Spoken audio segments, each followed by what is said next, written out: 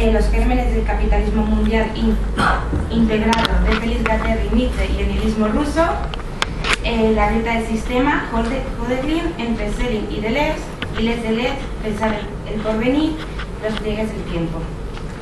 Y bueno, hoy está aquí presente con el título de su conferencia, que es Espacios y tiempos entre Kant y Deleuze. Cuando quieras. Bueno, por último, acaba de publicar un libro que nos ha traído aquí muy amablemente, que es Gilles Deleuze, una estética del espacio para una ontología menor. Está por aquí. Así que nada, ya una vez dicho esto, comenzamos. Sí. Bueno, pues buenas tardes, no sé si esto se oye bien, sí, ¿no? Bueno, pues en primer lugar pues quería agradecer al equipo coordinador de este congreso, quería agradecerles por invitarme y a Anabel Soriano en particular, que es quien se ha puesto en contacto conmigo y con quien he tenido la oportunidad de hablar. Y también pues os quería dar la enhorabuena por el congreso y por el programa. La verdad es que me parecen impresionantes ambos y bueno, me da un poco de pena pues porque con este fin de curso pues no puedo venir a todas las sesiones, pero bueno, me voy a conformar con esta, ¿no?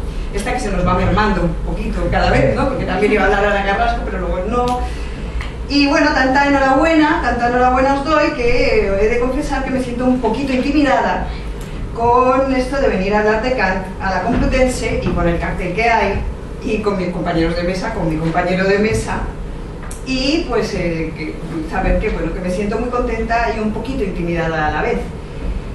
Así que bueno, vamos a ver si puedo aportar algo. Yo he hecho una apuesta y os quiero decir que, bueno, que como sabéis yo soy especialista en Deleuze, de Kant pues no lo conozco tanto, así que me perdonaréis las aberraciones que pueda decir sobre Kant, y todo lo que me queráis decir al respecto pues será muy tomado en cuenta, ¿no?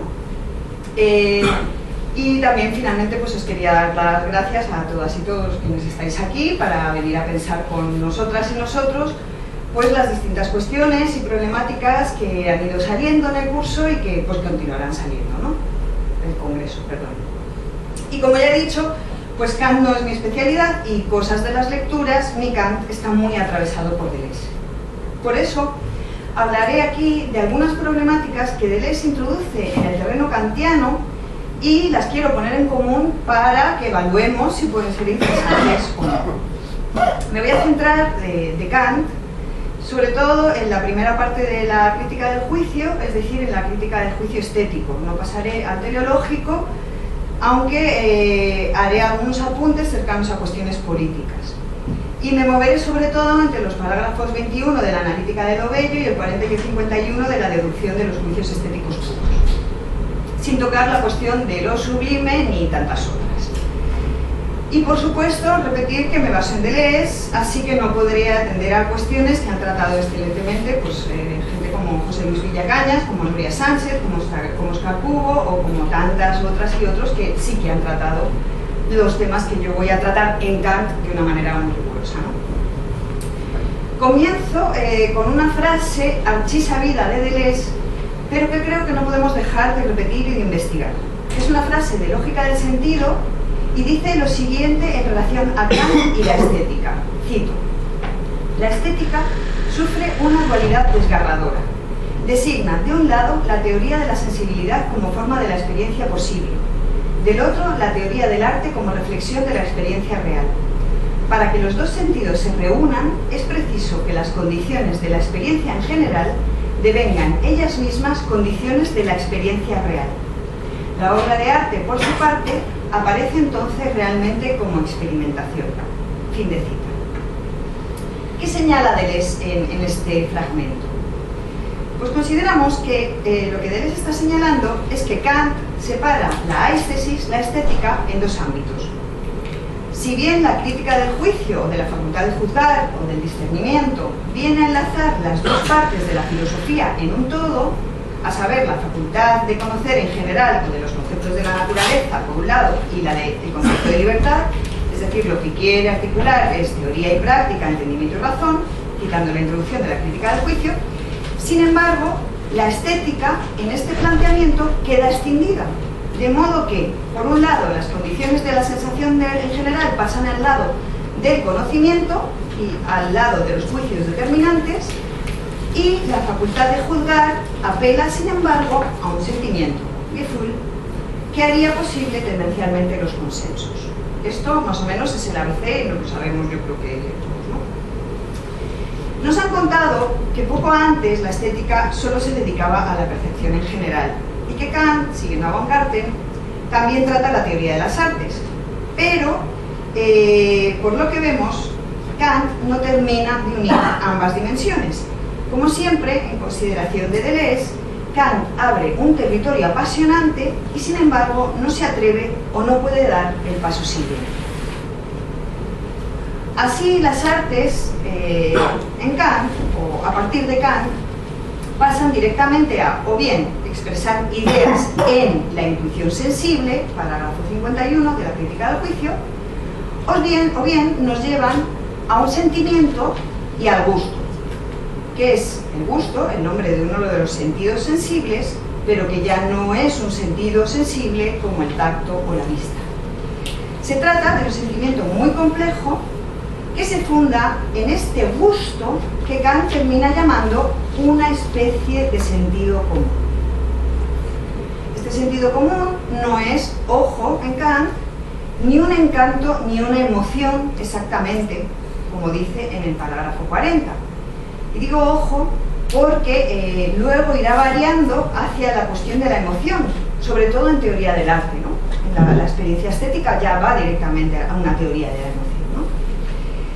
Tampoco este sentido común es el entendimiento común humano, ni tampoco, y esto me interesa, es el sentido vulgar, dice Kant, de sentido común. Cito: el sentido vulgar es de lo que en todas partes se encuentra aquello cuya posesión no constituye ni mérito ni ventaja alguna, fin de cita.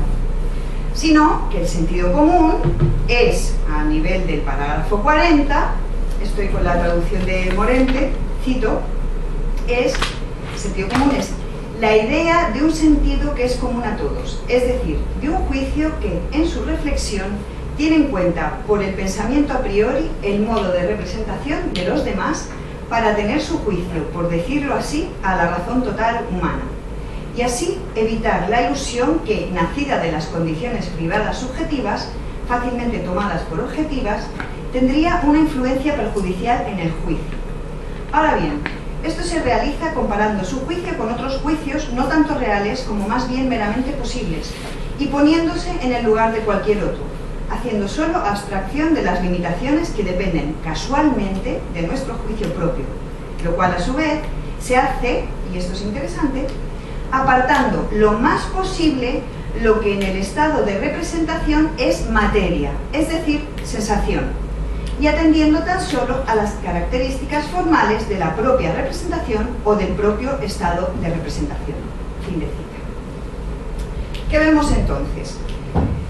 Pues que la estética en Kant solo está en la forma de la experiencia posible y separada del arte por un lado, mientras que las artes por otro lado están más unidas a una reflexión de la experiencia real que necesita desprenderse justamente de la materia de la representación, es decir, de la sensación.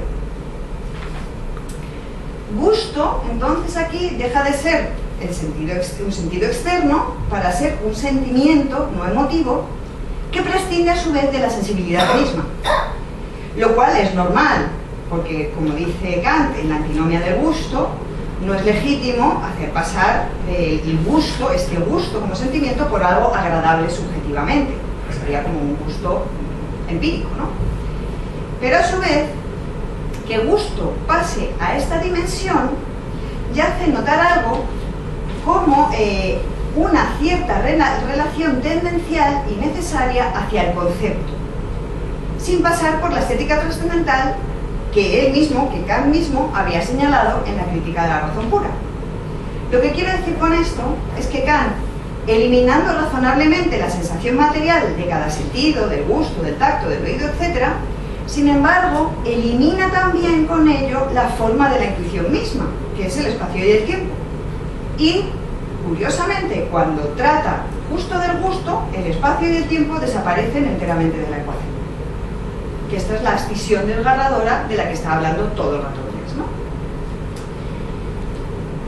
Esta separación desgarradora a la que apunta Deleuze nos lleva a tres cuestiones. La primera es que las artes se separan de la percepción o de la sensación, cosa muy curiosa, hasta el punto de que cuando se habla, por ejemplo, de espacio y de tiempo o de óptica como condiciones estéticas, la gente piensa que haces epistemología y que no estás hablando de teoría de las artes. A mí esto me suele pasar mucho en mis clases de estética y teoría del arte, que yo empiezo con el espacio y el tiempo y la gente me dice, ¿estás haciendo epistemología? Es como, no, estoy haciendo teoría del arte. Entonces, esto es una herencia de esta separación desgarradora, es esta. La segunda es que la imaginación o el esquematismo se acaban vinculando más con un sentimiento y con un libre juego de las facultades que con la forma de la intuición. Sería bastante interesante poder unirlas también a la forma de la intuición. Y unido a ello, también la otra cuestión que aparece es que la sensación propiamente y sus condiciones pasan al terreno de lo posible y del conocimiento y no llegan nunca a alcanzar lo real. Las condiciones, así, se convierten, tal y como dice Deleuze con Bergson cuando habla de lo posible, en algo más extenso que lo condicionado. No son condiciones reales, son posibles. Y las artes, curiosamente, se separan de su capacidad de construir en la intuición, lo cual para Kant, en la crítica de la razón pura, solo pueden hacer las matemáticas, ¿no? Las matemáticas es la única manera de construcción en la intuición.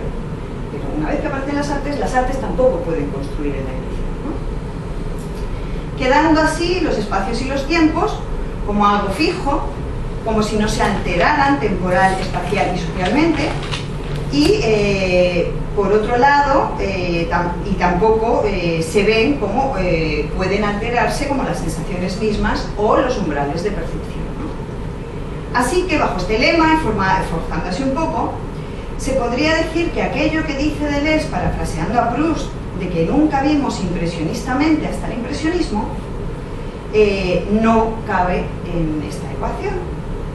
O elimina también cosas como que los modos urbanísticos que tenemos, etcétera, puedan afectar a nuestra vida y juicios reflexionantes vía sensaciones. No sé si voy muy acelerada, no sé si voy con conceptos muy técnicos, disculpadme, luego si no en las preguntas me preguntáis. Sigo. A Deleuze le pasan dos cosas, creo yo, respecto de esta escisión. Y va por dos caminos distintos. Uno, el primero, es muy conocido y no quiero tampoco extenderme mucho en ello, y es la manía que Deleuze tiene al concepto de sentido común, sensus communis, que asocia desde diferencia y repetición a buen sentido o recto sentido y que no tiene todo el mundo en principio, no como el vulgar que carecía de mérito. No tiene todo el mundo en principio, o que se tiene de distinto modo y que según Deleuze, este sentido común tratado de esta manera distribuye y jerarquiza entre quienes lo cultivan y quienes no.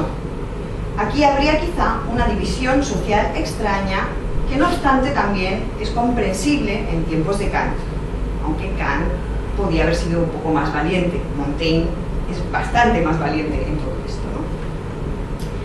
Y a la vez, este planteamiento del sensus communis kantiano dice Deleuze que introduce cierta doxa u opinión en la crítica, pues hace un movimiento extraño por el cual se abstrae o se aleja lo empírico de nuestras costumbres, es decir, lo que depende casualmente de nuestro juicio propio según Kant, pero a la vez se vuelve a introducir cierto juicio propio bajo el aspecto de una forma que acaba separando a unos y otros y reparte entre quienes participan de un sentimiento extraño ligado al gusto y quienes no. Todo lo contrario que el sensus communis vulgar para Kant, que sería la percepción, que tiene todo el mundo y que no tiene tanto mérito. Pero sí es verdad que nos posiciona, que es efable y comunicable y que cierto mérito tiene. El sensus communis que Kant llama vulgar tiene una larga tradición, sin embargo, desde Aristóteles. Se nos viene, la tradición nos habla de un sensus communis como koiné ascetais en griego, que significaba más bien el punto donde los distintos sentidos se encuentran: la vista, el oído, el olfato, el gusto y el tacto. De tal manera que en toda la Edad Media y en el Renacimiento se intenta localizar incluso fisiológicamente dónde estaría ese sensus communis. Es decir, no es este sentimiento, sino que es un punto donde los sentidos en la cabeza, hay cosas de Leonardo da Vinci preciosas, donde los sentidos confluyen. Así que toda la Edad Media y el Renacimiento pues intentan localizar este sensus communis, y podríamos decir que al límite Kant encuentra el sensus communis en la crítica de la razón pura en el espacio y del tiempo. Y esto por cuestiones que no puedo contar aquí, pero que tienen que ver con estos objetos que dice Aristóteles en el De Anima, que no sabemos qué sentido de los 5 que tenemos puede captar, y que por lo tanto nos captaría el sentido común, como son el movimiento, la inmovilidad, el número, la figura y el tamaño. Entonces, Kant habría encontrado un sensus communis en la crítica de la razón pura, pero a la hora de hablar del sensus communis, en la crítica del juicio se va para otro lado. Y esto Deleuze pues, le duele. Y no solo eso, también, como nos comenta David Summers en un libro precioso que os aconsejo a todo el mundo, que se llama El juicio de la sensibilidad, renacimiento, naturalismo y emergencia de la estética, este sentido común sí está muy estudiado en las artes y en la óptica, y llega incluso hasta Locke o Hume, quienes lo van a alterar de tal manera que el modo de retomar lo kantiano va a dar lugar a esta nueva concepción de sentido común. Os aconsejo muchísimo este libro porque te hace un recorrido entero del sentido común. Esta crítica que amargamente siempre le hace Deleuze a Kant, ¿no? Vamos a repetirla un poco. ¿Cuál es esta crítica? Deleuze siempre dice que Kant, habiendo encontrado siempre algo muy apasionante, como es, por ejemplo, el terreno de lo trascendental, de las condiciones que eliminan lo empírico y la extensión falsa del juicio propio, sin embargo, habiendo descubierto eso, se le acaba colando la doxa en este terreno que era magnífico.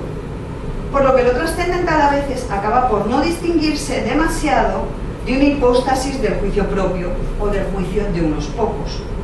Es decir, lo trascendental se acabaría tornando en cierto modo en trascendente y doxático, que es más o menos lo mismo, porque una trascendencia suele ser una doxa hipostasiada. El segundo camino que tiene Deleuze con el sentido común me interesa bastante más aquí, y creo que es más productivo. Y es que Deleuze, habiendo desechado el sensus communis por las razones que ya hemos dado, sin embargo, lo va a tomar desde estas otras tradiciones que sí lo llevan a la sensibilidad o a la experiencia o a la percepción, a estesis, que necesariamente no pertenecen al juicio propio. Deleuze, sobre todo vía estoicismo y vía artes, retoma el sensus communis, aunque no lo va a llamar así nunca para no dar lugar a confusión. Con ello, Deleuze, en lugar de criticar, ya sabéis que Deleuze hay una zona en la que critica, pero siempre que luego puede recuperar y doblar y plegar, pues lo hace, ¿no? Y a mí eso me parece una cualidad muy, muy hermosa de Deleuze, ¿no? Entonces, en lugar de criticar, que ya ha hecho la crítica, se dedica a hacer este paso que piensa que no ha hecho Kant. Es decir, deja a un lado esta deriva kantiana hacia un sentimiento, acepta incluso que cosas de las expresadas en Kant podrían valer, pero a él lo que le interesa es plegar esa estética que ha quedado extinguida. Podríamos decir que lo que Deleuze propone algunas veces es hacer una cuarta crítica para plegar aquello que Kant, de cara a un reunir teoría y práctica, sin embargo había extinguido. Y intenta hacer esta cuarta crítica intentando a su vez recuperar tres cosas kantianas esenciales para Deleuze. Primero, lo trascendental como condición. Segundo, haber planteado de un modo brillante tiempo y espacio en la crítica de la razón pura. Y tercero, habiendo hecho emerger la cuestión artística. Repito el texto de Deleuze, la teoría del arte como reflexión de la experiencia real. Consideramos finalmente con Deleuze que haber extendido, tan pronto como ha aparecido la cuestión de la estética, haberla extendido de la teoría del arte supone un gran problema y es desgarrador. Un desgarro del que somos herederas y herederos, yo creo que por desgracia. Porque aquí ya vengo con consideraciones más políticas, podríamos decir. Porque si bien ahora mismo no tenemos una época comparable con la nuestra en cuanto a aturdimiento de la sensación, es decir, estamos rodeados de todo tipo de contaminación acústica, visual, de sabores incluso, tanto que a veces nos pasa, no sé si os pasa, que no podemos ni sentir, que el juicio se nos queda nubilado hasta el punto de que vas viendo, por ejemplo, noticias en la televisión o en Facebook y ya no sabes ni con quién estabas, ni qué sentías, ni siquiera tienes capacidad de hacer una comparativa de juicios, etc. Si bien, como digo, no hay época ni cultura comparables con esto, sin embargo, hay cierta despreocupación por la sensación. Sí se trata la sensación desde la publicidad, desde la propaganda, desde la comunicación y desde la mercadotecnia, pero no encontramos frecuentemente reflexiones acerca de la sensibilidad, sobre todo de la sensación, sin mezclarla rápidamente con las emociones, con un sentimiento que ni siquiera era el que Kant exponía, pues al menos decía Kant en la crítica del juicio estético que no era emotivo. Y esto todavía, esta cosa de no tratar la sensación, se da todavía menos en las teorías del arte, que cuando se ponen a estudiar las cuestiones de la percepción acaban poniendo unas máquinas complejísimas que lo que miden es más bien las emociones que sentimos ante estímulos. Pero como reivindica Deleuze con nuestro querido Michel Serres, que se nos ha ido hace poquito, la sensibilidad con sus criterios inmanentes, aquella que forjó la estética, y los sentidos no aparecen por ningún lado. Y esto es una cuestión también política. Si ahora nos damos cuenta de que los afectos tienen que entrar en la política, como apunta London, siguiendo a Spinoza, y ya creo que es un lugar en el que todas estamos y pensamos, también a partir de Kant que lee Lyotard, por el entusiasmo, etcétera, etcétera, pues si se han metido los afectos ya en la cuestión política, ¿por qué no tratar los sentidos o la percepción, que es, sin embargo, aquello que nos sitúa primeramente, el cuerpo, y que además son menos volátiles que los afectos como emociones? Una percepción es mucho menos volátil. Tú puedes tener una emoción y al ratito tener otra. El cuerpo va mucho más lento. Si no puedes ver unos colores, tardas mucho más en ver unos colores. Sí se trata, en fenomenología se trata esto, pero creo que desde otros parámetros. Como dice Rancière, y aprendido por Laura Quintana, nos han enseñado en nuestra cultura a ver y criticar, a tener mucha lucidez, pero se nos ha quitado el deseo. Y parte de ello no es solo tener ilusión o emocionarse o entusiasmarse con algo, sino que tiene que ver con los afectos, tal y como los expresaba Spinoza, potencia de afectar y de ser afectadas. Es decir, sensación también, o sensación primero, disposiciones incluso corporales. Pues ya sabemos que Spinoza hablaba de alegría o tristeza, pero esa alegría o tristeza pueden provenir también, por ejemplo, de la ingesta de un veneno. Es decir, son afectos del cuerpo.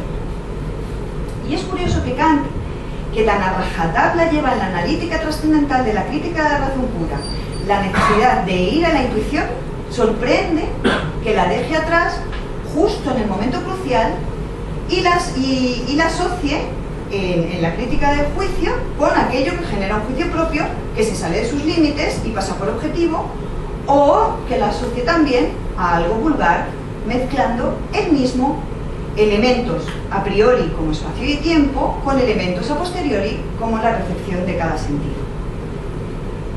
Como dice el texto de Deleuze, las condiciones de la experiencia en general tendrían que devenir ellas mismas condiciones de la experiencia real, y la obra de arte, por su parte, aparecería entonces realmente como experimentación. Es decir, la obra de arte nos ayudaría a sentir de otras maneras.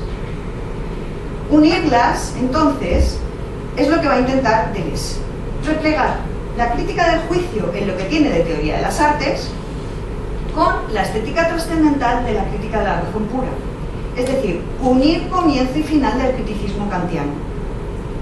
Lo cual problematiza o construye desde Kant tres cosas, además de lo propuesto por Kant, que ya se ha quedado un poco al lado a estas alturas de la ponencia o del proyecto de lesión, ¿no?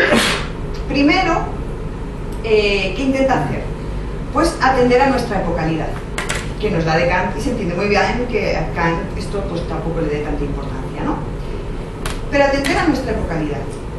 Segundo, limpiar en Kant todo aquello donde por falta de exterioridad se cuela la doxa, aunque suene paradójico. Pues desde, por ejemplo, desde que hay estudios decoloniales, sabemos que el sentido común depende de más elementos y que hay otras y otros con quienes no es tan fácil ni ponerse en su lugar ni que se puedan poner en el nuestro. Y que hay que dar por supuestas muchas cosas para que esto llegue a ocurrir. Cosas como, por ejemplo, la sensación misma. Es decir, no es lo mismo habitar en una ciudad que en una jungla que en el arte. Dan sentidos comunes kantianos distintos, porque tienen sentidos comunes vulgares distintos. Y tercero, devuelve a las artes cierta capacidad de experimentación que quizá sí que pueda hacer de vínculo entre los distintos sentidos comunes que aparecerían ahora, casi a la leibniziana, como puntos de vista, pero sabiendo que ellos tienen disposiciones también corporales y perceptivas. Esto se traduce finalmente en lo que Deleuze va a llamar los planos de inmanencia. Es decir, estos sentidos comunes, el sensus communis que Deleuze desechaba, parece que nos aparecen en cuanto a planos de inmanencia que se definen como primer sesgo sobre el caos y materia del ser e imagen del pensar. Hay otra educación estética entonces, la del cuerpo, la que cuenta con el cuerpo y la exterioridad. Por eso a Deleuze le interesa de las artes y de todo los bloques de espacio-tiempo, porque es aquello en lo que estamos instalados simplemente por tener un cuerpo, que tiene sus criterios inmanentes además, que no contienen error en ellos mismos, siguiendo lo que decía Aristóteles en el de ánima. Algo así como cierta aparición del cuerpo en lo trascendental, y me perdonáis los forzamientos terminológicos. Cierto cuerpo en lo trascendental que en Kant se daría un poco la crítica de la razón pura, incluso en las anticipaciones de la percepción, pero luego lo encontramos menos. Dice Deleuze, cito: si cualquiera puede hablar con cualquiera, si un cineasta puede hablar con un hombre de ciencia, si un hombre de ciencia puede tener algo que decir a un filósofo, e inversamente, es en la medida y en función de la actividad creativa de cada uno. Si alineara todas esas disciplinas que se definen por su actividad creativa, diría que hay un límite que les es común. El límite común a esas series de invenciones de funciones, invenciones de bloques de duración-movimiento, invención de conceptos, es el espacio-tiempo. Si todas las disciplinas comunican entre ellas, es a nivel de lo que no se desprende jamás para sí mismo, sino que está como comprometido en toda disciplina creadora, a saber, la constitución de espacios-tiempos. Fin de la cita. Una verdadera educación del gusto, diría Deleuze, pero un gusto ya casi como el que quien saborea a priori. Es decir, de percepción y de construcción y de la intuición que no sea puramente matemática. Deleuze pasa así, y lo vemos en sus obras, pasa de una lógica del sentido a una lógica de la sensación. Y creo que esta problemática pegada a la crítica del juicio de Kant, obra que Deleuze admira muchísimo, es la que le hace dar este giro que puede pensar nuestra actualidad desde parámetros estoicos y renacentistas también. Que un sentir común de la sensación pueda darse significa que espacio y tiempo no nos conduzcan meramente a juicios determinantes, sino también a reflexionantes, que puedan introducirse en una comparativa, y que puedan ser comunicables a la vez que construidos, sin ser sin embargo vulgares, aunque lo sean, porque los tiene todo el mundo, incluso los animales en Aristóteles, eso sí, bajo puntos de vista o perspectivas distintas. Es verdad que a Deleuze se le ha criticado mantener una estética bastante conservadora, sobre todo Peter Osborne, y Rancière también le critica, pero le critica lo mismo que le critica Kant, es decir, que no hay diferencia entre las obras de arte y cualquier objeto que te pueda alterar la percepción, aunque esa la crítica de Rancière, bueno, tiene otra tal. Es verdad que le han dicho a Deleuze que es bastante conservador al reivindicar de nuevo la sensibilidad, sobre todo cuando pensamos en las artes actuales y su cuestión tanto expresiva como conceptual. Pero creo, al igual que Laura Llevadot, que primero lo que Deleuze está marcando ahí es que se está tratando de condiciones. Y segundo, se está marcando un espacio para poder pensar la cuestión de la sensibilidad en términos trascendentales y políticos. Además de la necesaria llamada a la sensibilidad sensible también en la producción de obras de arte, por muy conceptuales que sean. Pero esto es otra cuestión que sería interesante pensar también alrededor de la crítica del juicio y que ya han tratado algunas teorías del arte. No sé qué tiempo tengo ya. Ya vamos, ¿no? Ah, ya han pasado. Bueno, pues solo quería... Bueno, iba a leer los textos que me voy a... Bueno, voy a leer uno solo, ¿vale? Uno de los dos, que me parece muy interesante, que abrirían la puerta hacia esta cuarta crítica que propondría Deleuze, que se podría llamar una crítica del juicio menor o crítica del juicio de la sensibilidad.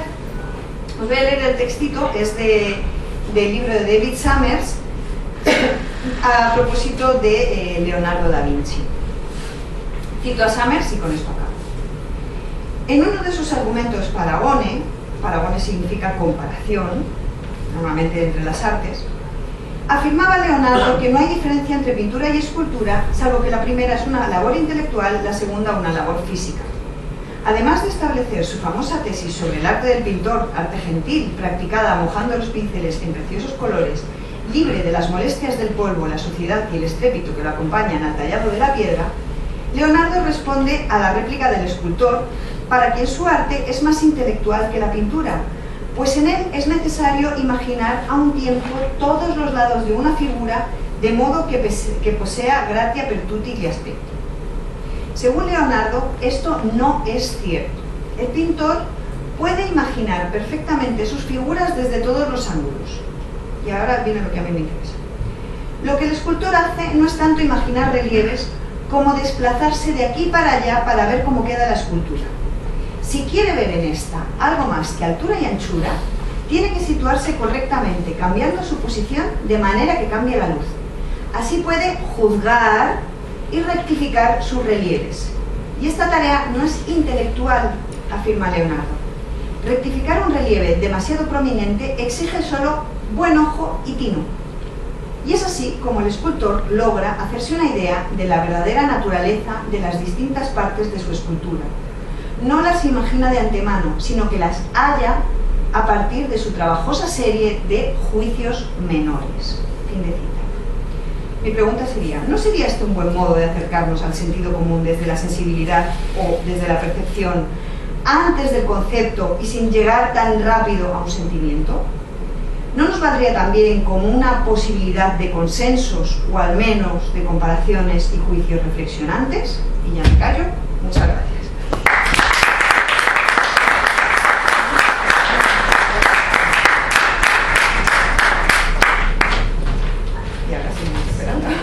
Muchísimas gracias, Amanda. Va a tocar esperar otra vez un poquito. Ahora mismo volver. Ya estamos. Bueno, pues voy presentándote, José Luis. Yo creo que todos los que estamos aquí presentes le conocemos, catedrático de la Complutense, que realizó la tesis sobre Kant y ha sido profesor de asignaturas como corrientes actuales, epistemología del psicoanálisis, teoría y práctica de los populismos, filosofía española y ¿está entendido? Sí, vale, perdón. Y en relación con el Congreso tenemos artículos como Lo sublime y la muerte de Kant a la ironía romántica, del espacio, acerca de ciertas problemáticas trascendentales de la razón histórica, de lo público a la masa, la experiencia kantiana de ilustración y la sociedad moderna, o libros como La utopía de los libros, Imperio, Reforma y Modernidad, y muchísimos más, pero hemos mencionado unos cuantos y aquí nos quedamos. Y sin más demora, doy comienzo a su ponencia bajo el rótulo de Nietzsche y la crítica del juicio. Gracias. Gracias. Bueno, ante todo quería agradecer a los organizadores del Congreso el esfuerzo que han hecho para proponernos un programa tan querido y tan notable al mismo tiempo, y pedir disculpas por los cambios de horario que tienen que ver con causas que no son arbitrarias, lo prometo. Yo había hecho un pequeño texto sobre el punto que vamos a tratar hoy, pero no sé si tendré tiempo de leerlo. Quizá lo mejor sea que lo plantee de manera concreta leyéndolo y luego comente algunas cosas cuando la moderadora me diga que mi tiempo se acaba. Sabemos por su gran biógrafo, Kurt Paul Jans, que Nietzsche hacia 1868, tras el accidente producido durante su servicio militar, conoció una intensificación de su biografía intelectual. Abandonó la fijación al pasado, propia de filólogo, para embarcarse en un viaje de descubrimiento hacia lo desconocido. Fue el tiempo en el que consideró al filólogo como un obrero industrial y en el que Nietzsche veía como tarea suya más propia plantear nuevas preguntas. La humanidad tiene algo mejor que hacer que cultivar la historia, dijo entonces. Era el futuro lo que le preocupaba, pero en realidad Nietzsche buscaba no tanto el futuro en sí, pues más bien estaba movido por la esperanza de encontrar alguna vez el objetivo en el que poder por fin descansar. Entonces, una cita de Nietzsche. Para orientarse en este diálogo ignoto, Nietzsche confiaba en lo mejor de su entendimiento, que para él era precisamente el instinto. Luego vino la enfermedad, la percepción desnuda del dolor como intensificador de la existencia, las noches relajadas por el opio. Esta situación le llevó a la conclusión de que su camino formativo como filólogo estaba concluido. Sabemos cómo contestó a la carta de Friedrich Sarker, que le invitaba a colaborar en la Literarisches Centralblatt. Era, dijo un especialista, cito, en la investigación de las fuentes y la metodología de la historia de la literatura griega. Sin embargo, ese era el mundo que deseaba dejar atrás. A Rode le aseguró en ese abril de 1868 que deseaba marchar a París, pero cuando su amigo se dispuso a acompañarlo, alegó que no estaba en condiciones de emprender el viaje antes del año siguiente, pues según confesó, antes debía acabar algunos trabajos sobre Hesíodo y Homero, y entre ellos su tesis. Sin embargo, no parecía concentrarse en esos estudios filológicos. El tema de su tesis doctoral era bien otro.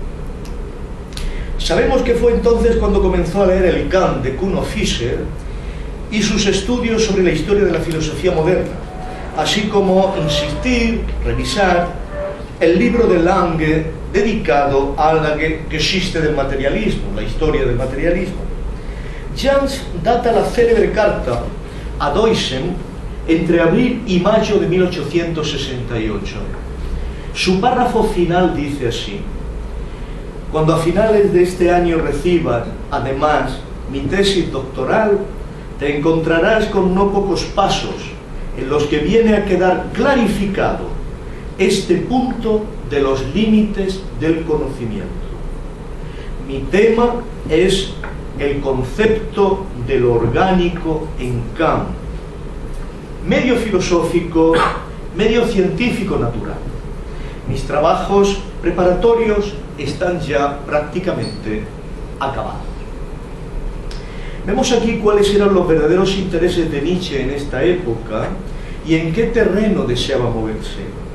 Que su orientación era crítica y kantiana se puede asegurar por el hecho de que interpretaba su investigación como dirigida a establecer los límites del conocimiento. podemos suponer que la síntesis de filosofía y ciencia natural le impulsaba a considerar que este problema no había quedado bien establecido en la crítica del juicio de Kant. Sin embargo, kantiana era la aspiración de Nietzsche, como lo era kantiana era la inspiración de Nietzsche, como lo era su aspiración a mostrar, cito, lo segura e infaliblemente que viene trazada esta frontera del conocimiento. En realidad, se puede apreciar un Nietzsche que desea dar una vuelta de tuerca al problema de la metafísica, que vincula a la cuestión de los límites del conocimiento y al modo en que estos se pueden establecer. Como si recordara la vieja polémica de la escuela de Tübingen, y aludiendo a los teólogos y sus ilusiones, Nietzsche confesó lo siguiente: el reino de la metafísica y con él la provincia de la verdad absoluta han quedado irremediablemente del lado de la poesía y de la religión.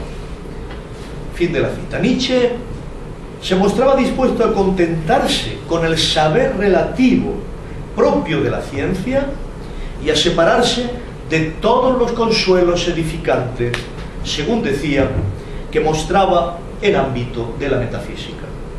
Con la rotundidad que sería característica de su personalidad intelectual posterior, dijo que la metafísica era poesía conceptual, pero no tenía nada que ver con lo verdadero en sí o lo que es en sí. Debemos disolver una ambigüedad de este último pasaje de la carta a Deussen. La ciencia tampoco sabe nada de lo verdadero en sí. Sencillamente Nietzsche creía kantianamente que debíamos alejarnos de este asunto. Con un giro tan rápido como radical, para mayo de este mismo año de 1868, el tema kantiano ya había dejado de ser el centro de su instinto intelectual y quedó fuera de las opciones que tenía para hacer la tesis doctoral. Nietzsche comprendió que era un asunto profundo y que no podía abordarlo bien en los tiempos que se había marcado. A Rode le escribió, como nos cuenta Jans, que no quería, cito, entrar en la cosa con más ligereza que una mosca.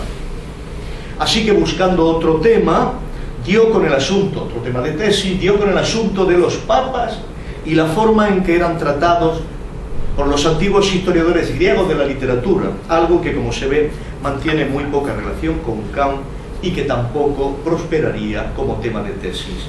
La opción vital, todavía sin decidir, era en este caso ganar una cátedra de filología, ser un Brotphilologen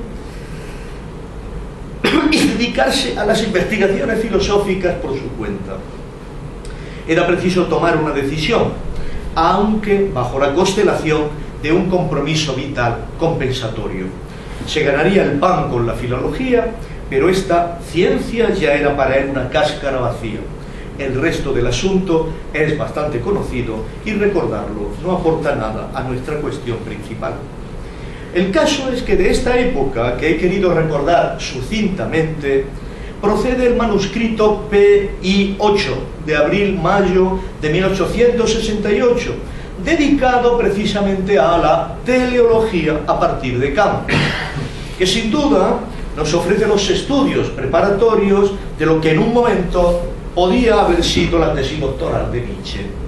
En sí mismo constituye un manuscrito que se halla bastante lejano de lo que puede ser una tesis doctoral hoy día, no tanto de lo que era una tesis doctoral en aquella Alemania. Y sin embargo vemos que todo él está dominado ya por un concepto filosófico que había conquistado mediante su trabajo como filólogo, el concepto de azar, extraído de Demócrito y de Epicuro, como estructura fundamental del cosmos.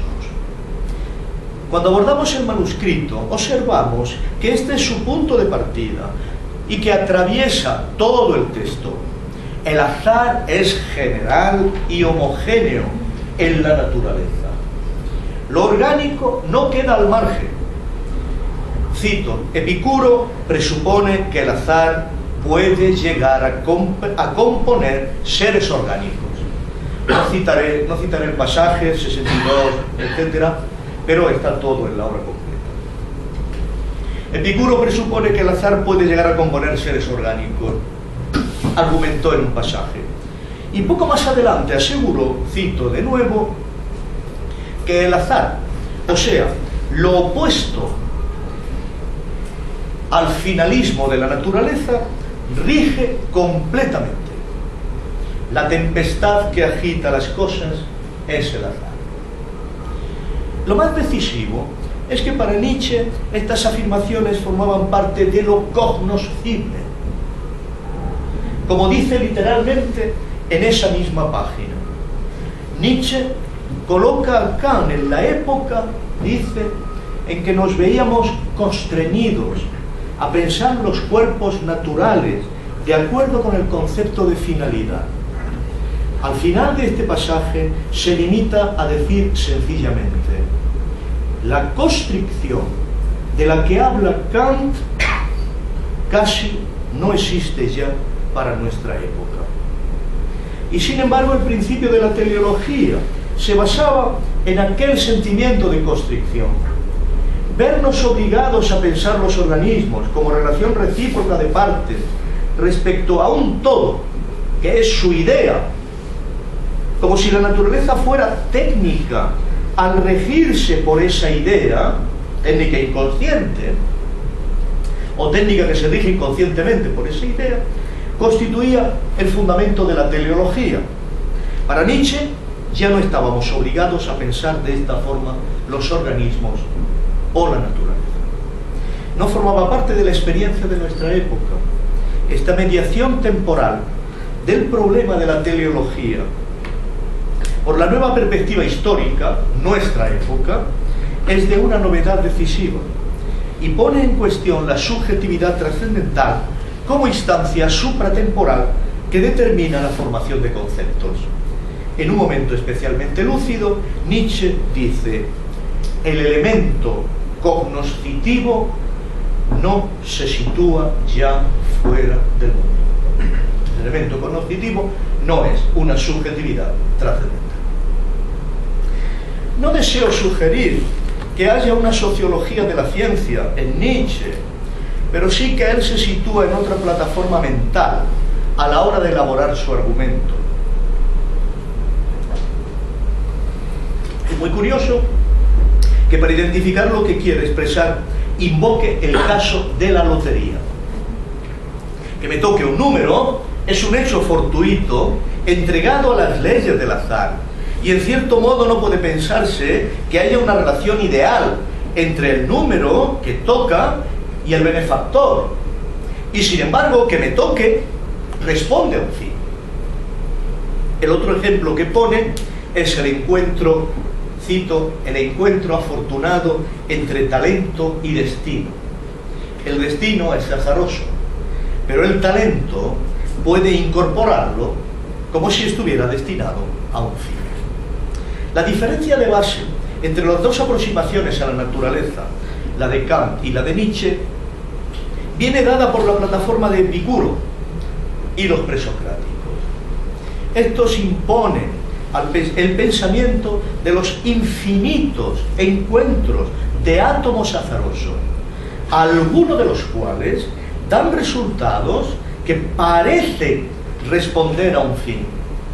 Sin embargo, dice Nietzsche, en el mejor espíritu de Epicuro, el método de la naturaleza en el tratamiento de las cosas es idéntico. Ella es una madre imparcial.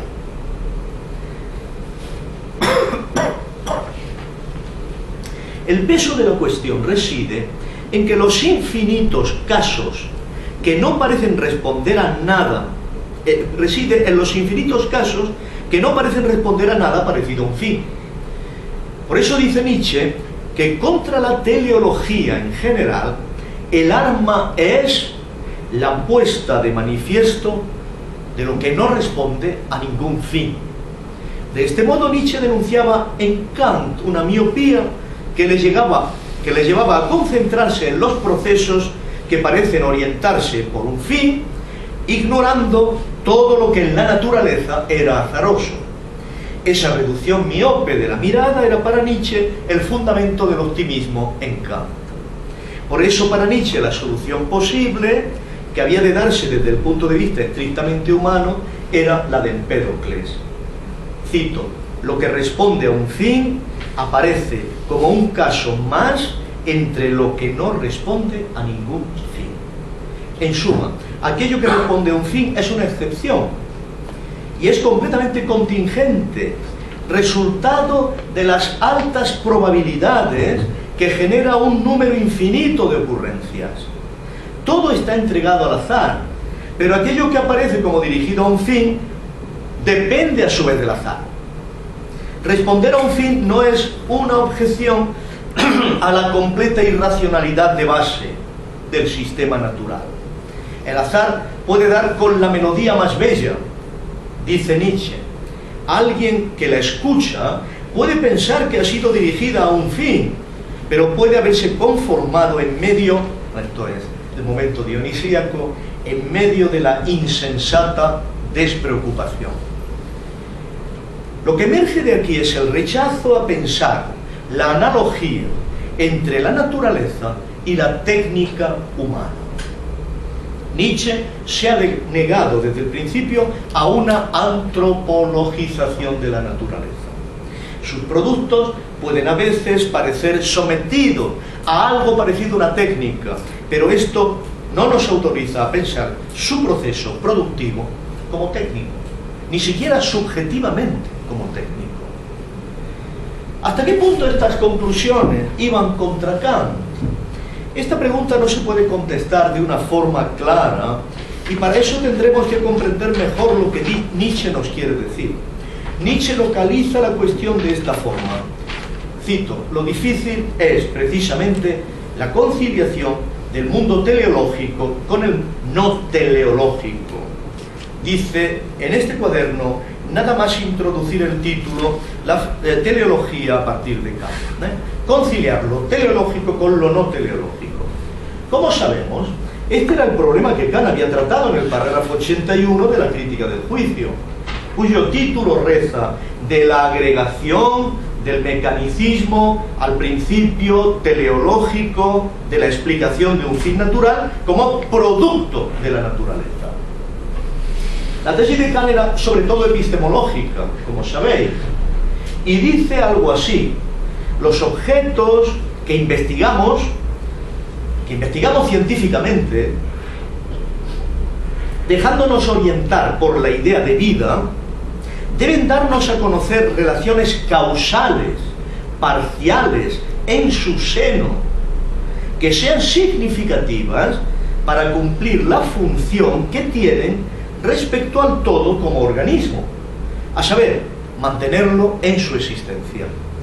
Si hay existencia, entonces las mediaciones causales que se den en el seno de ese ser se pueden interpretar como significativas a ese fin. Si he mirado bien, no veo que este sea uno de los epígrafes citados por Nietzsche en su texto, así que no podemos decir que haya un enfrentamiento explícito con el texto de Kant, con este texto de Kant.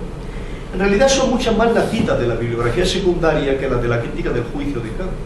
Y esto tiene que ver con el hecho de que, por supuesto, las previsiones de Nietzsche pasaban por incluir una crítica a la concepción de Kant desde el punto de vista de la filosofía de la naturaleza. Esto es, de lo que está en juego es la cuestión de la producción, ¿no?, de los seres vivos. Pero no estoy seguro de que Nietzsche tenga una versión alternativa a la tesis epistemológica de Kant. No obstante, me inclino a pensar que Nietzsche entendía que la solución kantiana incorporaba velis nonis, elementos de la metafísica.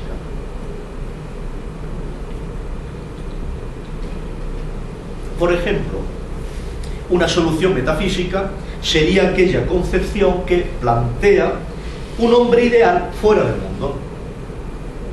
Esta le parecía una solución burdamente antropológica. ¿En qué sentido puede ser esta? Se puede denunciar aquí la posición de Kant. Si leemos el parágrafo 82 de la Crítica del Juicio, apreciamos que dice Kant, desde la historia de la naturaleza o desde una teoría de la Tierra, el ser humano, cito, todo este cita, ha de considerarse como comprensible bajo el mecanicismo. Desde el punto de vista de la teoría de la Tierra, el ser humano es...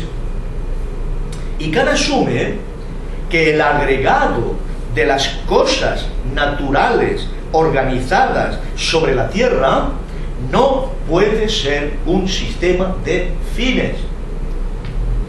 Los organismos considerados por nosotros como regidos por fines, para orientar así la investigación científica, tienen como génesis real, el mecanicismo de la naturaleza.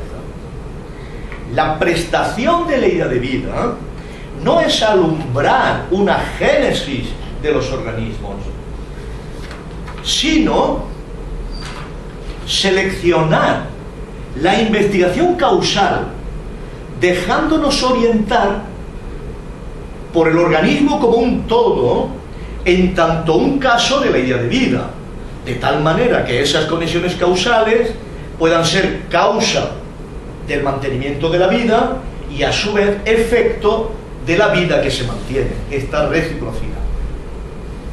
Pero en el parágrafo 83 se habla del fin último de la naturaleza como sistema teleológico y se habla del fin de la creación. Nietzsche nos recuerda que la posición de Kant solo se justifica si el hombre se ve dotado de derechos legítimos para referir el curso de la naturaleza a un fin propio, como si esta proyección fuera una imposición de la razón. Cierto que Kant no elevaba este fin final a un telos inmanente a las cosas, pero autorizaba al ser humano a pensarse como Endzweck der Schöpfung selbst, como fin final de la creación misma, a pesar de que se conocía, el ser humano se conoce desde la historia de la Tierra como una Kleinigkeit. Nietzsche obviamente no desea mantener esta dualidad. Para Nietzsche el ser humano, una razón menor, no tiene derecho a pensarse desde el punto de vista de una razón mayor, vinculada al fondo suprasensible de las cosas, al fin final de la creación, puesto que el fondo suprasensible de las cosas es azar. La idea de Nietzsche era atenerse a lo que conocíamos y evitar por todos los medios pensarnos de un modo contrario a lo que sabemos de nosotros. El límite del conocimiento tiene aquí un sentido muy preciso. En suma, concierne al derecho de autoafirmación de la especie. Este derecho le parecía que ponía al ser humano fuera de la naturaleza y era una dimensión metafísica, se afirmara de manera subjetiva u objetiva. Esto es indiferente, porque en su opinión era un burdo antropologismo. Así que distinguimos tres aspectos en el problema que estamos abordando.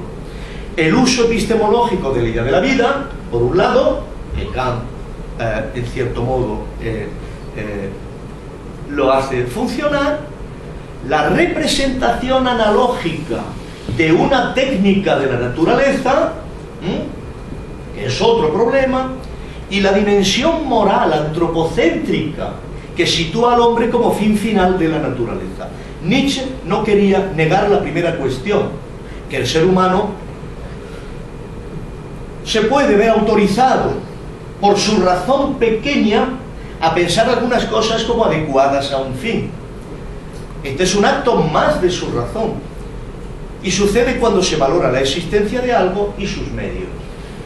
Pero ese acto de su razón no podía elevarse a la razón, ni transformar radicalmente el modo de pensar la naturaleza azarosa, convirtiéndola en una técnica, pues esto no cambia en nada su modo de conocer. Nietzsche distinguió entre una razón superior y una menor, en un sentido cercano a los estoicos. La primera era externa al mundo, y era el azar. La otra era privada de una especie menor y propia de un ser al que le había tocado la lotería de la vida. Kant las confundía y proponía el fondo de la naturaleza como analógico al ser humano. Con ello, tenía ulteriores derechos a hacer del hombre un fin final, un finalismo supremo, una ilusión. Por eso afirmó Nietzsche, podríamos concluir como mucho, que hay una Vernunft, pero no tenemos ningún derecho a caracterizarla como superior o inferior. Y con más precisión aún dijo que la eliminación del concepto de la teleología tiene un valor práctico. De lo que se trata es de rechazar el concepto de razón superior. Con eso nos damos por satisfechos. Kant había afirmado las dos razones a la vez y su analogía. Para Nietzsche, la razón superior era el azar y no guarda analogía alguna con la razón humana. Moderadora, dime que tengo todavía. Bueno, 10 minutos, 10, 15. 10 minutos. 10, 15. Vamos a ver, sí que selecciono. 15 largos. Sí, yo lo primero que quiero acabar.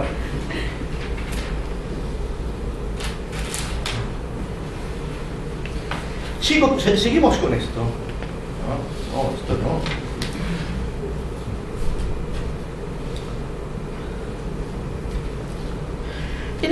En el ámbito más kantiano, Nietzsche una vez más debilitó el sentido kantiano de la noción de idea. La tesis de Kant es que las determinaciones causales...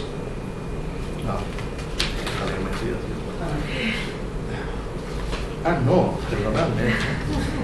Es que las determinaciones causales, cuando hablamos de un organismo, deben ser pensadas como sobredeterminadas, como actuando en función de un fin, que es conservar el organismo. Este problema epistemológico, que la relación causal entre X e Y es funcional o significativa respecto a Z, sin embargo, no es el que más interesa a Nietzsche. Su enfoque es el que llama filosofía de la naturaleza y se sitúa en el nivel de las fuerzas. Si Kant se hubiera mantenido en el ámbito estrictamente epistemológico, Nietzsche no habría tenido casi nada que decirle. Pero estaba la cuestión de pensar la naturaleza como técnica, por analogía al ser humano, y esto le parecía inaceptable, como he dicho. Nietzsche dice que el finalismo no es necesario para entender la emergencia de los seres organizados, algo que Kant tampoco afirma de un modo claro, al introducir el concepto extrañísimo, pero hoy de muchísima utilidad, que es el de epigénesis, como sabemos, ¿no? Concepto que Nietzsche no usa precisamente. Para la emergencia, el finalismo no es necesario. Esta representación no es coercitiva. Bastaba pensar en una, este es el punto, probabilidad infinitamente pequeña de que a partir de ciertas combinaciones mecánicas, pero en una infinidad de tipos de vida, esto es, de mantenerse internamente.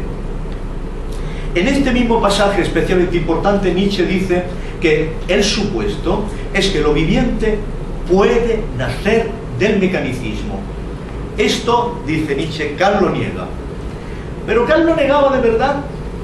Decía solo que el organismo invitaba a pensar a la naturaleza como técnica inconsciente.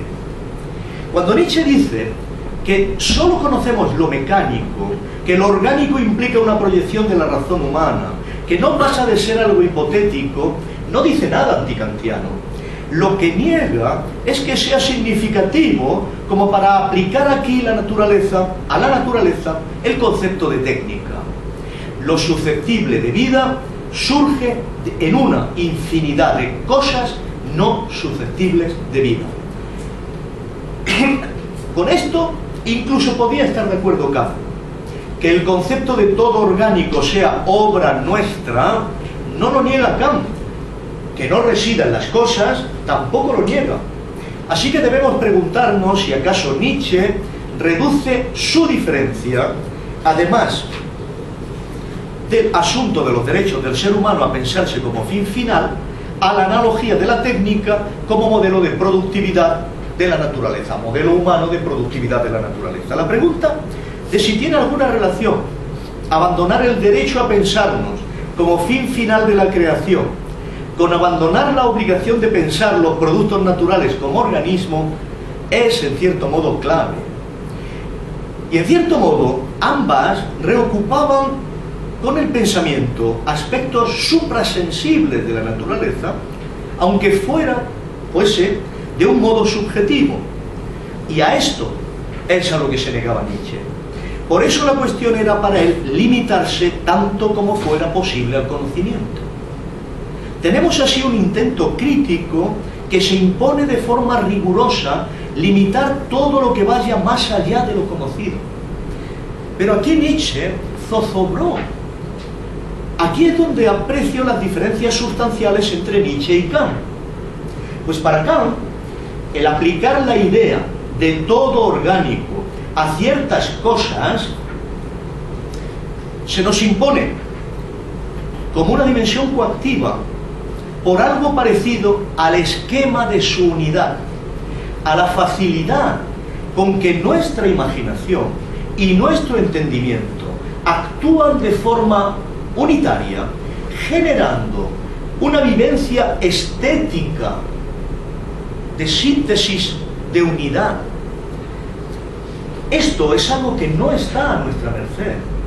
No es un acto intelectual puro aplicar la idea de organismo a una individualidad o unidad.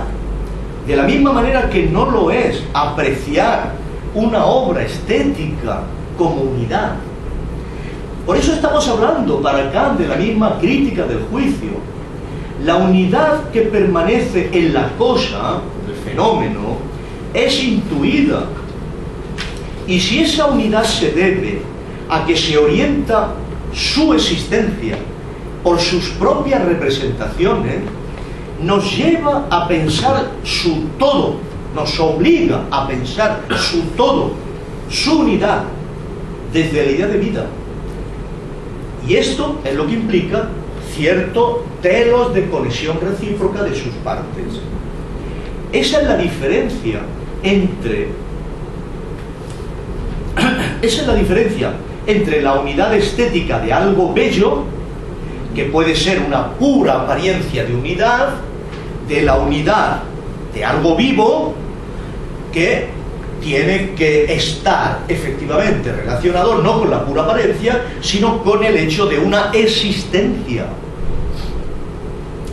Por eso ambas críticas, crítica del juicio estético, crítica del juicio teleológico, permiten hablar de técnica inconsciente de la naturaleza, produciendo objetos naturales bellos, como cristales, que permite proyectar la idea de técnica inconsciente de la naturaleza, o de seres vivos, como unidades.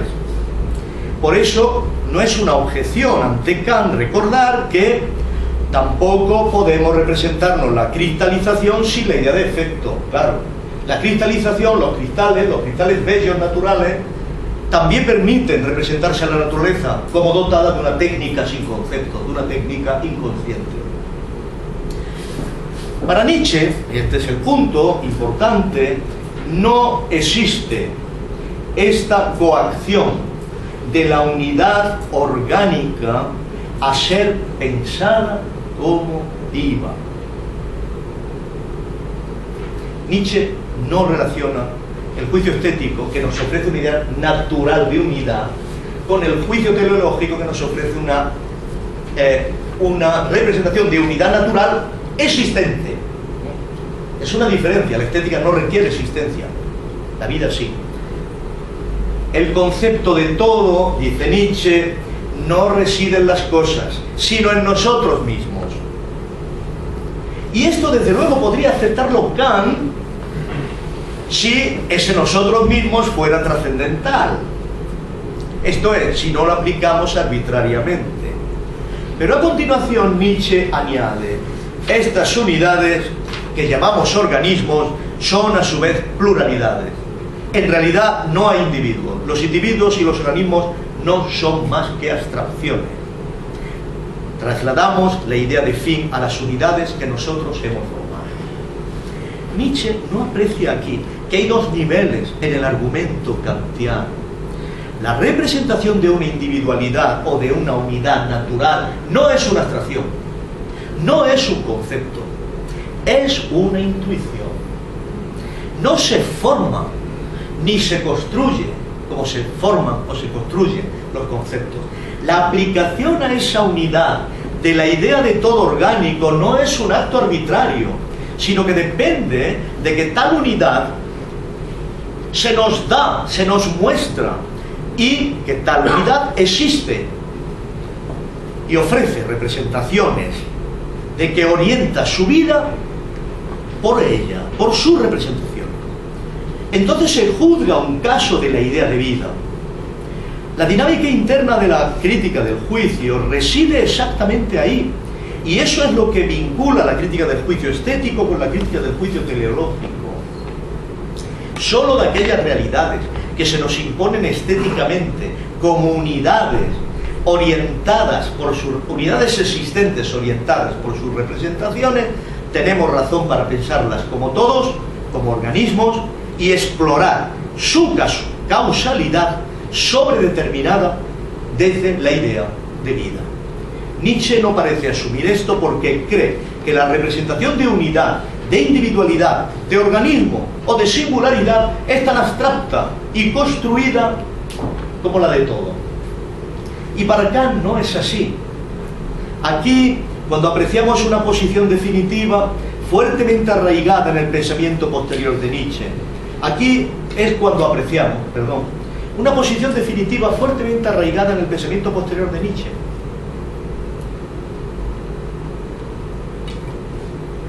La influencia de Goethe, que es más fuerte que la de Kant.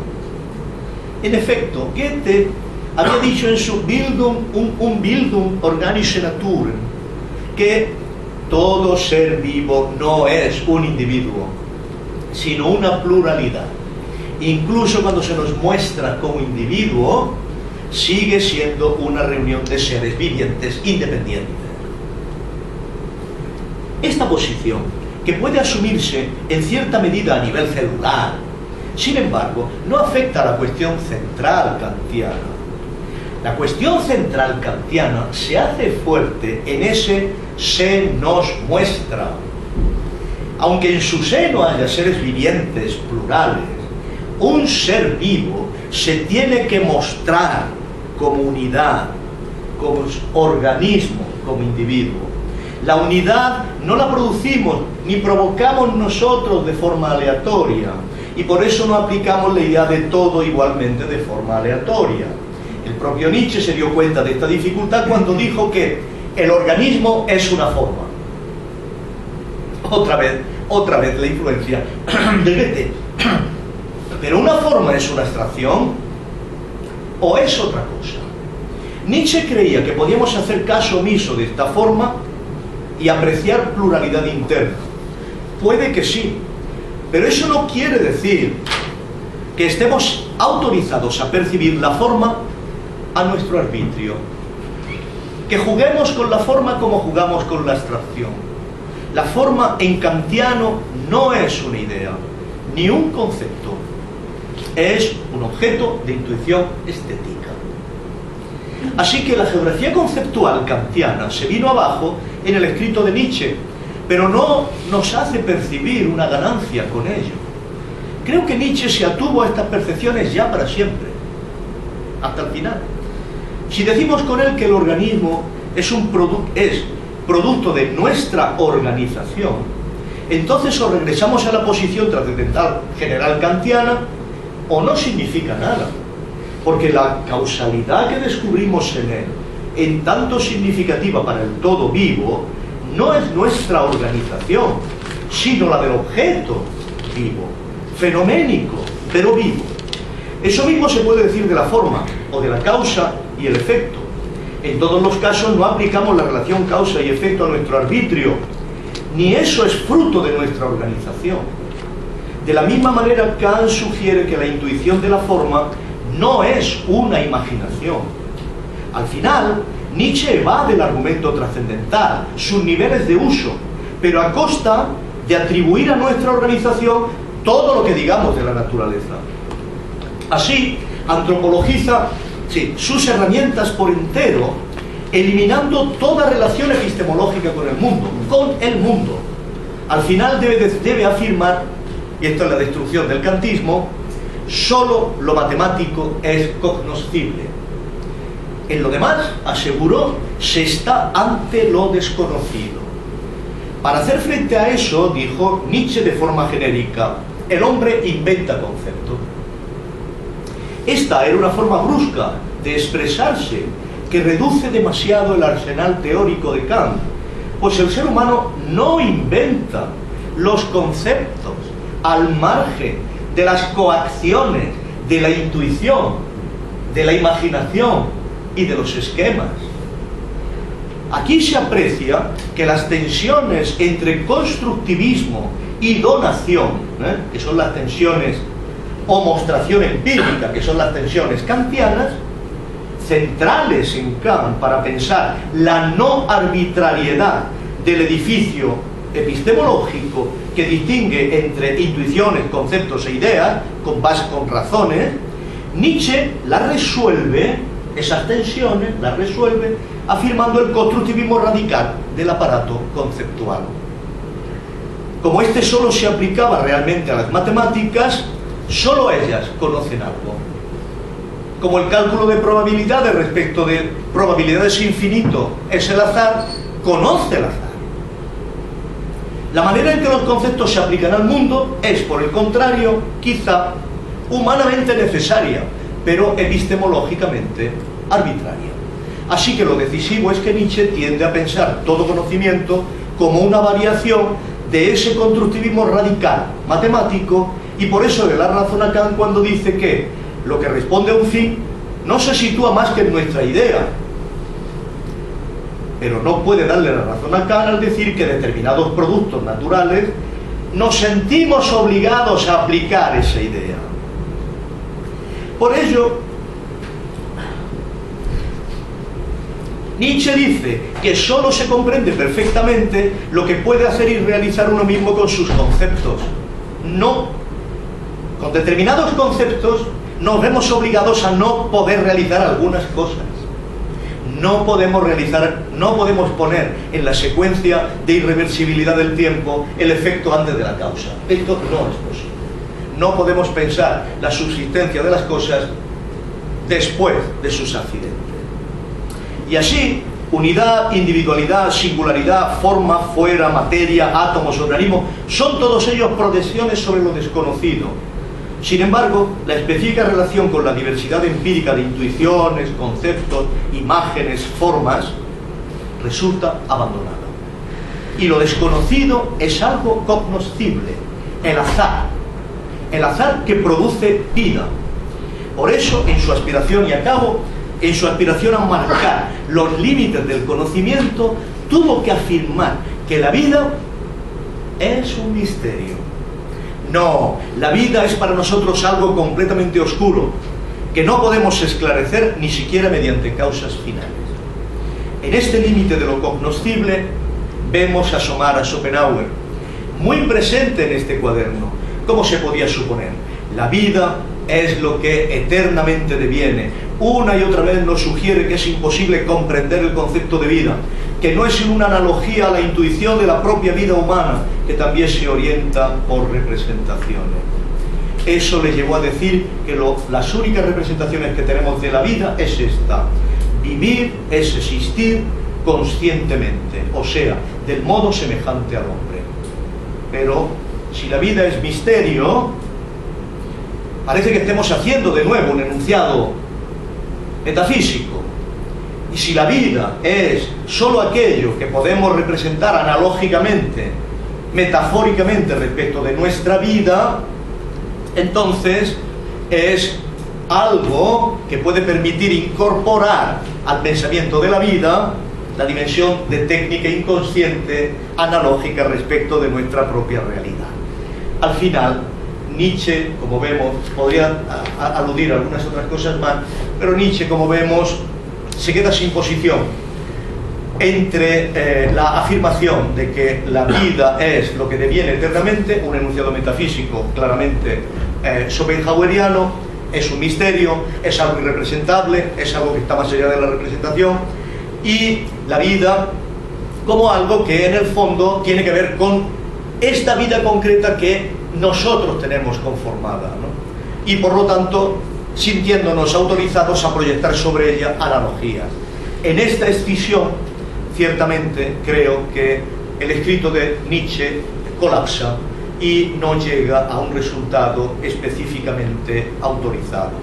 Sin embargo, creo que el escrito es decisivo y fundamental porque nos muestra ya cómo aquí Nietzsche está buscando esa dimensión de la vida, que es lo que eternamente deviene, y su forma de relacionarse con la forma, ¿no?, que es lo que le llevará a la necesidad de pensar a la vez lo dionisíaco, lo apolíneo, la vida como superación de la individualidad, y la forma como aspiración instantánea a una individualidad, a una objetividad.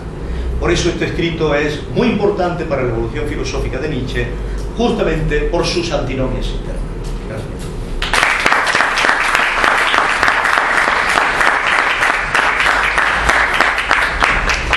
Muchísimas gracias, José Luis. Abrimos turno de preguntas.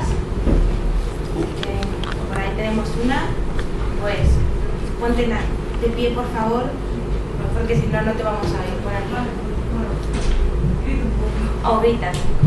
Sí. Bueno, ¿Es Lorena? Sí. Que mis gafas no te... A ver, que van a encantar las referencias y voy a intentar articular más o menos la pregunta. Empiezo con una pregunta a José Luis, intento plantear una pregunta a Amanda. Esto de la técnica inconsciente de la naturaleza, que es análoga, ¿no?, a nuestra propia realidad, ¿cómo podría, cuál cree usted que es la relación con el lenguaje, entendiendo el lenguaje, la relación del yo con el lenguaje como un sujeto trascendental en el mundo? Bueno, tengo en mente a Freud, Lacan, etcétera, ¿no? Si podría ir por ahí. Y bueno, en ese sentido, claro, o sea, ¿cuál es relacionándolo con la cuestión de Amanda, ¿no?, lo del aspecto creativo de los conceptos? Es decir, que eso que se aparece, que se muestra, que nunca hay una unidad, es la unidad, al fin y al cabo, que sí que impone logos, pero el logos ha tenido que surgir como unidad de otro, ¿no?, de ese tiempo cronológico, ha tenido que surgir anteriormente el aspecto creativo de otro marasmo, por decir de una manera, que creo que por ahí lo han hecho con el tema de cómo los conceptos nacen de las metáforas, cómo trasladar esa desconocida red común,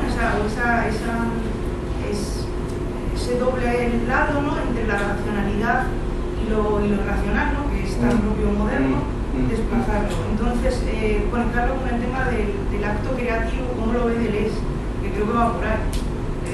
Si podríais decir algo por de esto, que me ha gustado mucho las dos. Gracias. ¿Contento? Sí. ¿Va esto? ¿Va? ¿Esto va? Sí, esto va. Bueno, tú sabes, Lorena, que Kant no es un filósofo del lenguaje, ¿no? Acuérdate del comienzo verosímil de una historia humana, donde quiere ver algo muy importante para él, que es el paso de una razón salvaje, ¿no?, de una wilde Vernunft, ¿no?, a una razón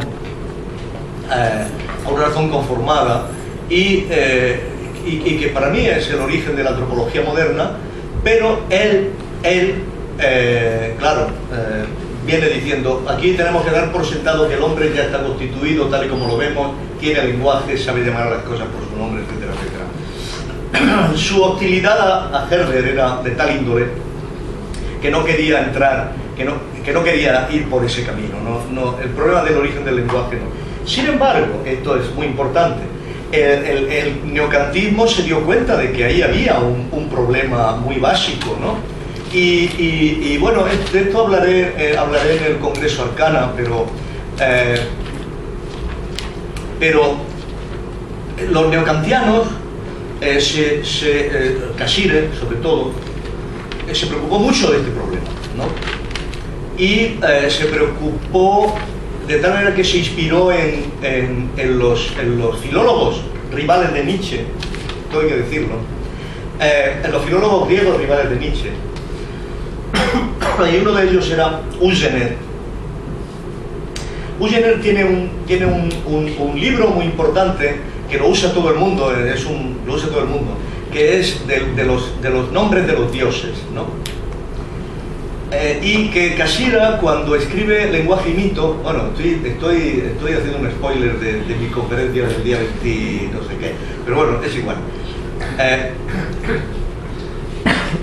Casira, en esto, que está preocupado justamente por tu problema, por el problema del origen del lenguaje, utiliza el problema de los nombres de los dioses como el problema del origen del lenguaje, ¿vale? ¿Esto qué significa? Significa que es una ampliación extraordinaria y al mismo tiempo una ejemplificación extraordinaria de la crítica del juicio kantiano, porque nos damos cuenta que, y Usener es muy claro al hacerlo, que el concepto es una producción intelectual muy elaborada y muy tardía, y que originariamente no son las metáforas, las metáforas no es el origen del lenguaje, sino los nombres propios. Kripke tiene en cierto modo razón, los nombres propios, el nombrar. ¿Por qué el nombrar es tan importante? Porque el nombrar es la respuesta adecuada a la presencia de una existencia unitaria. Y este nombrar es una reacción, en cierto modo, comunicativa, animal, a una realidad que se nos da, como diría Schiller, ¿no? en una libertad interior, en una forma que es un vínculo especialmente intenso entre todas sus manifestaciones, una idea de totalidad, ¿no? El nombrar, por lo tanto, es el paso que hay que poner en medio de la estructura del sentido común, para que el sentido común sea sentido común. Y es aquello que en una cultura es aquello a lo que invoca el placer estético, ¿no? A poner una marca de significación. Creo que en este sentido podríamos estar en condición de hacer una genealogía del lenguaje que es bastante contraria a la de Nietzsche. El lenguaje está atravesado fundamentalmente por la potencia del nombrar y no tanto por la potencia del metaforizar. Esto es, que es por supuesto que la potencia del metaforizar es una potencia incontrastable de conquista de espacio, incontrastable de expansión del nombrar. Pero si no hubiera existido el nombrar como relación originaria con unidades que se nos muestran como unidades, posiblemente no habríamos estado en condiciones de producir la dispersión del nombrar. Y si no estamos en condiciones de mostrar que la dispersión del nombrar es evolutivamente necesaria para entender el concepto, entonces no comprendemos la eficacia pragmática del concepto. De tal manera que el concepto sería una herramienta económica, para domeñar, para disciplinar la potencia metafórica de extensión de nombres, pero sin el origen mismo no podemos explicar, y esto obviamente es una versión alternativa, ¿no?, al nietzscheanismo. Bueno, Lorena, no sé si tu pregunta la he contestado de algún modo. Sí, a lo mejor yo la he explicado mal, pero... No digo nada. Sube. Sí, Sí, es que yo no sé. creo que sí, a lo mejor me explica yo un poco mal, pero me interesaba eso. Si la imagen desde el lado de Kant, Hola. si explicitando... Gracias, simplificando la relación con el lenguaje podría ser eso, una subjetividad trascendental en el mundo contra Nietzsche, contra ese origen metafórico del lenguaje. Por supuesto te he resuelto. Te he contestado que frente a la subjetividad trascendental, por supuesto yo estoy con Nietzsche en que el sujeto de conocimiento forma parte del mundo. Esto es, por eso he hablado de esta transformación de la filosofía trascendental del neocantismo como antropología por parte de Sí, Cassirer. por eso creo que sí, pero gracias, de que me he liado mucho la pregunta, perdón. Bueno. Sí, puedes decir a mí, porque yo he entendido que qué relación tenía con el acto creativo, pero no sé qué se relacionaba con el acto creativo en tu pregunta. Bueno,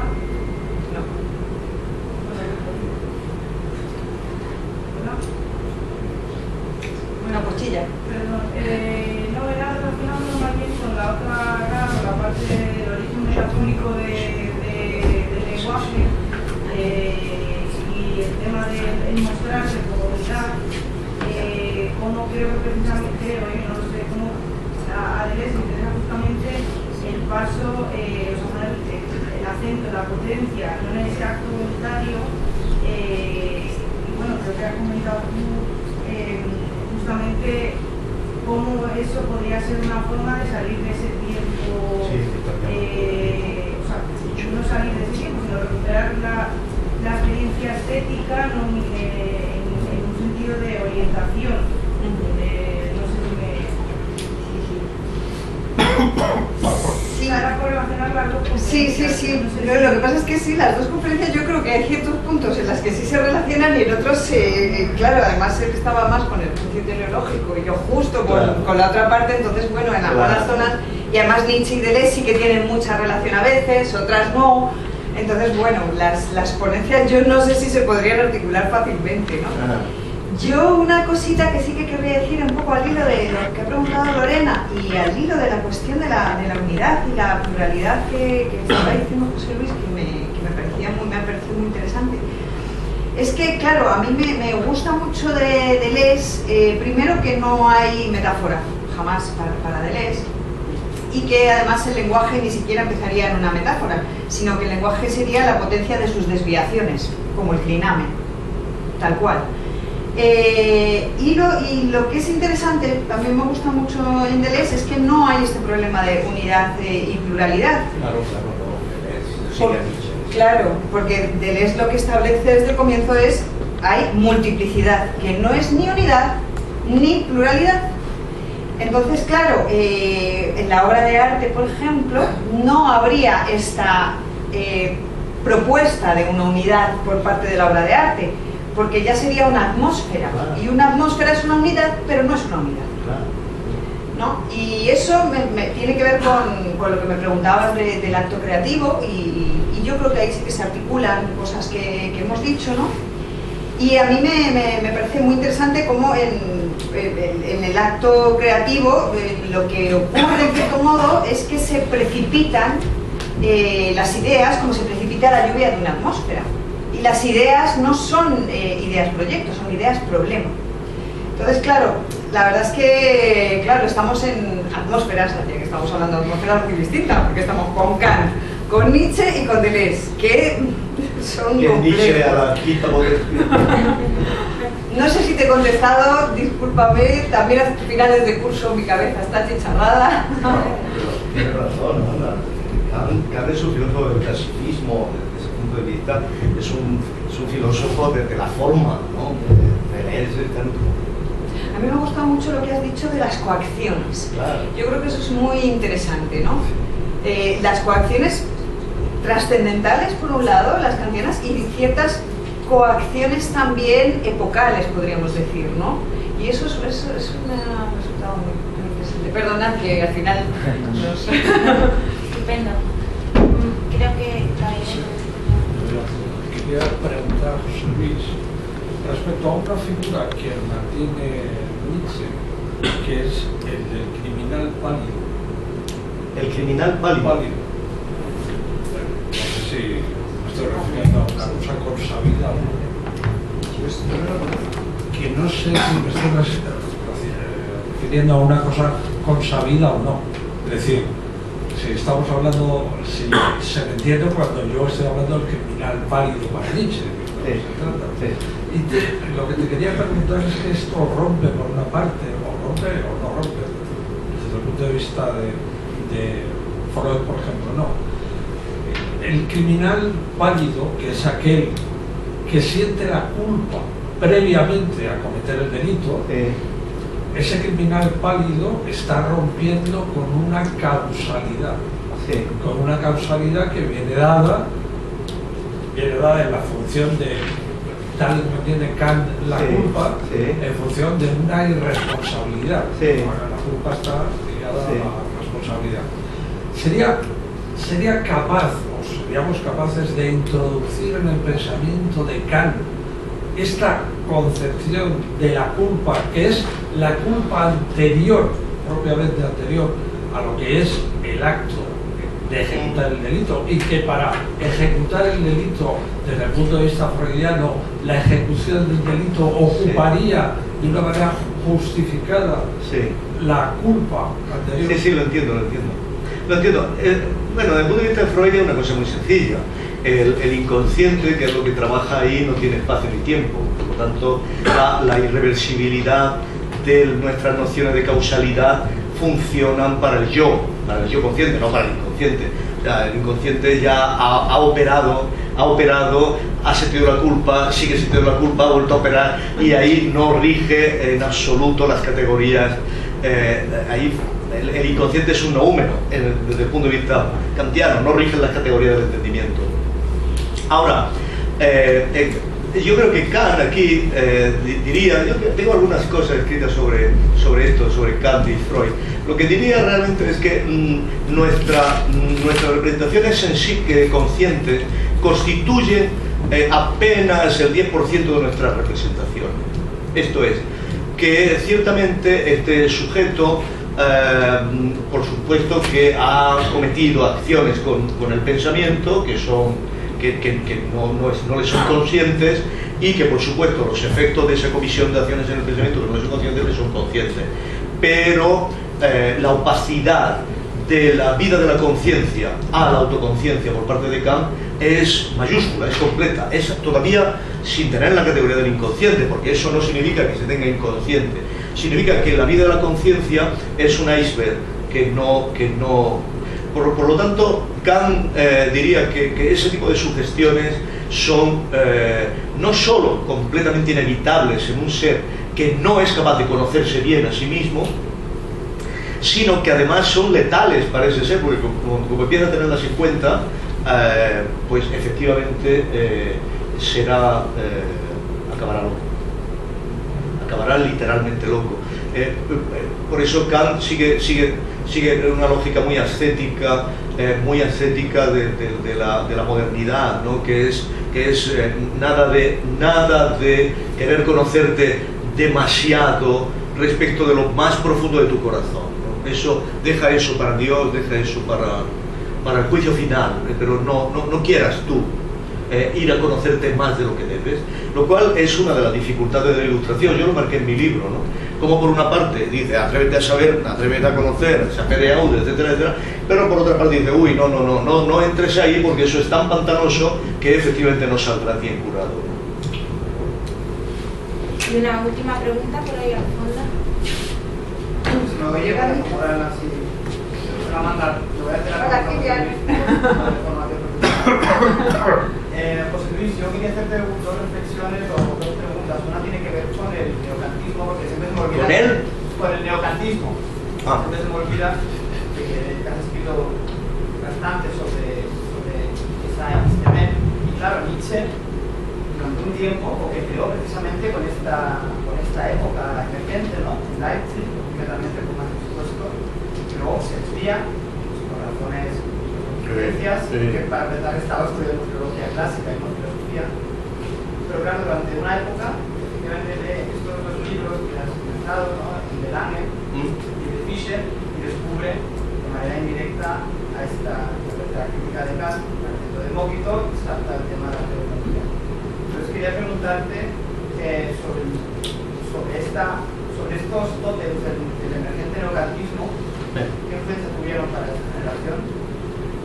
Y teniendo en cuenta la evolución del darwinismo y de la posibilidad de considerar la configuración de la naturaleza desde un finalismo, desde un cierto mecanicismo ciego.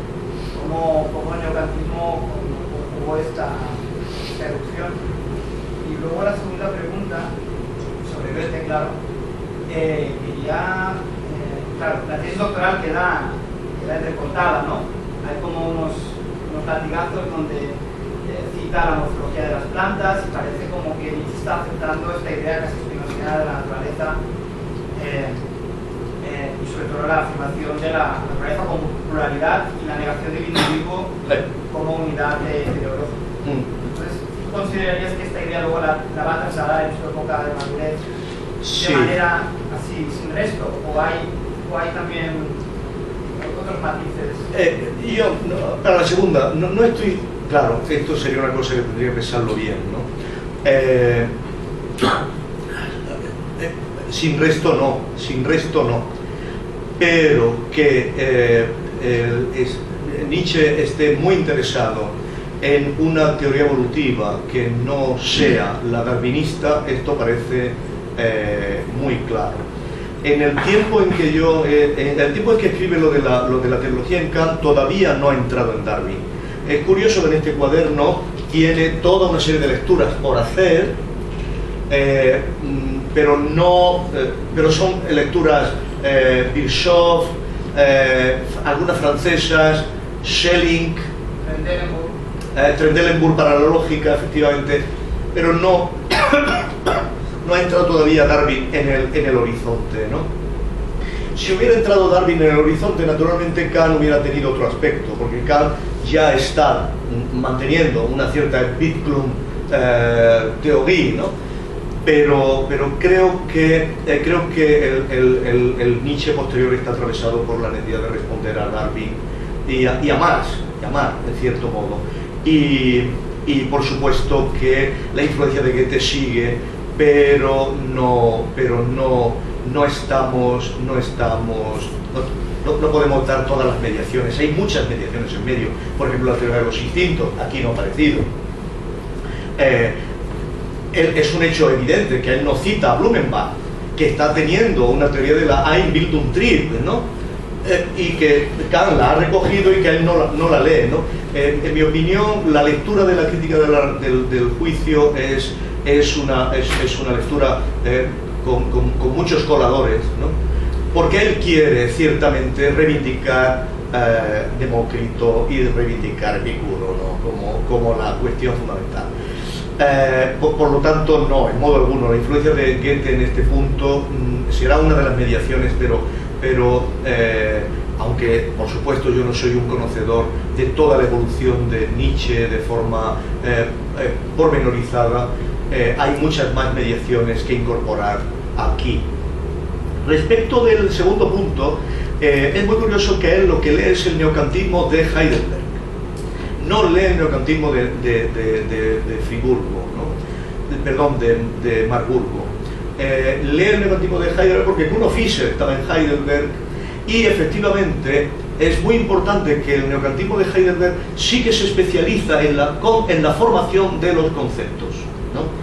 El discípulo real de Kuno Fischer y de Windelband es Heinrich Rickert, y Rickert, su libro mundial es sobre la formación de conceptos, ¿no? Que es un libro desde el punto de vista de la teoría de la ciencia, de la ciencia natural, de las ciencias sociales, muy importante. Mientras que el neocantismo solo muy tarde llega a esta cuestión con Cassirer en 1920 y desde luego por la influencia de David Warburg, no tanto por una motivación interna de Nicolai Hartmann o una motivación interna de Nator o del propio Cohen, ¿no? Sino más bien por ese final del neocantismo respecto de la ciencia del espíritu, la ciencia de la cultura, y por necesidad de dar una respuesta a Heidelberg, que Cassirer entra en esta dimensión, invitado por Ali Barbour. De hecho, el lenguaje Sprache und Mythos se lo dedica a Ali Barbour en su cumpleaños, ¿no? Entonces, aquí la evolución de los dos neocantismos son muy diferentes. Y bueno, en cierto modo, el neocantismo de Heidelberg, al que pertenecerá Max Weber, tienen una visión completamente negativa de Darwin, y este es uno de los motivos fundamentales por los cuales Max Weber ataca de modo directo la Escuela Histórica de Economía Nacional, que en el fondo eran vitalistas, que en el fondo eran darwinistas de algún modo, no completamente, pero sí de algún modo. Entonces, el hecho de que la estructura básica de los pueblos estaba sostenida por la estructura básica de los seres vivos, ¿no? Y ahí ellos, con un hegelianismo, ¿no?, que era muy peculiar, y ahí tanto Max Weber como Henry Ricker, que por cierto, Henry Ricker es el doctor a falta de Heidegger, no hay que olvidarlo, son muy contrarios a Nietzsche y al vitalismo. Acuérdate del escrito de Weber contra el vitalismo, ¿no?, que es un escrito terrible, para decir que es una mezcla confusa de metafísica, epistemología, sentimentalidad y un montón de cosas. Porque ahí la reacción de la escuela de Heidelberg contra Nietzsche es muy fuerte. Vale, ¿alguna...? Gracias. Es que me están esperando en una comisión ahora arriba, que esto es un jaleo. Bueno, muchas gracias por la ponencia. Gracias a vosotros. Gracias.